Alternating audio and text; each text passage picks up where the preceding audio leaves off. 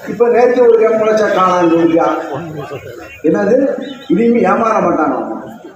நீ cinema cinema கதையா பணம் முதலமைச்சர் அவர் சாதாரணமா அவர் 50 ஆண்டு காலம் உழைச்சே இவ்வளவு கஷ்டப்பட்டு வேலைக்குள்ள வந்து கட்டம் சரியில்லை, அது சரியில்லை, இது சரியில்லை சொல்லி இதெல்லாம் மீறி நாம் வெற்றி பெற்று இங்க முதலமைச்சராக கொடுத்து அனுப்பணும். இப்ப எல்லாத்தையும் நம்ம ஆரம்பத்தே கற்றுங்க. நேற்று வச்ச பட கம்பெனிலாம் இங்க ஆரம்பிச்சு அவங்க பிஎல்ஏ கூட்டம் போடுறோம். அவங்க வாங்குற சம்பளமே பிளாக்ல தான் வாங்குறாங்க. ஒயிட்ல வாங்குற கம்பெனி இப்ப பிளாக்ல போய் நம்ம ஆட்சியை அகற்ற போறாங்க. இனி ஏமாற்ற மக்கள் ஏமாற மாட்டார்கள். இது அப்ப அவங்க அப்பா ஆயப்ப கூட ஒன்றும் ஒற்றுமையா இல்லவா,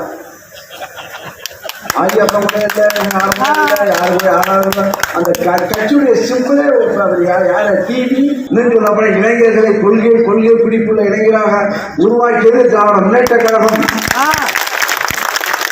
கொள்கையில வந்தவன்டா இதுதான் நாங்க தடம் மாறாமல் இதுதான் திராவிட முன்னேற்ற கழகம். ரத்தம் கருப்பு சேப்பு ரத்தம் நம்ம ஓடி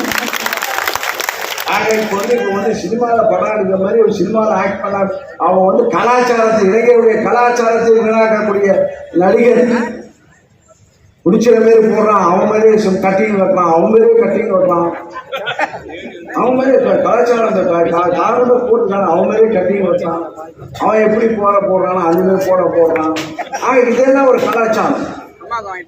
இதெல்லாம் கலாச்சாரம் கொண்டு வர இனி ஆட்சியை பிடிக்க போறாங்க. ஆட்சியை பிடிக்க இளைஞர்களை திருத்த போறாங்க.